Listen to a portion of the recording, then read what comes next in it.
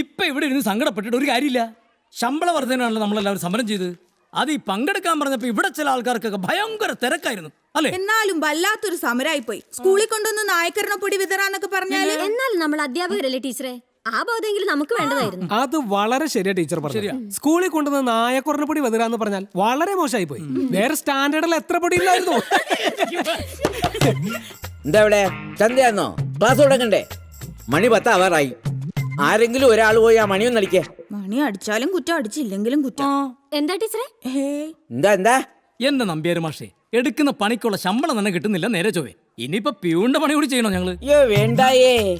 ശമ്പളം ശമ്പളം ശമ്പളം ശമ്പളം വീട്ടിൽ എത്തിച്ചു കൊടുക്കുകയാണെങ്കിൽ സ്കൂളിന്റെ പരിസരത്ത് പോലും വരില്ല ഒരാളും. അനുസരണാശീലമില്ലാത്ത വർഗം. കഴിഞ്ഞോ? എന്ത്? ഇത് വിഴുങ്ങി കഴിഞ്ഞോന്ന് സദാസമയം മുട്ടി ഉരുമി നിന്നോണം. അവിടെ എന്തോ ട്യൂഷൻ എടുക്കാന്നോ? സാർ ഓഫീസിലോട്ട് വരണം.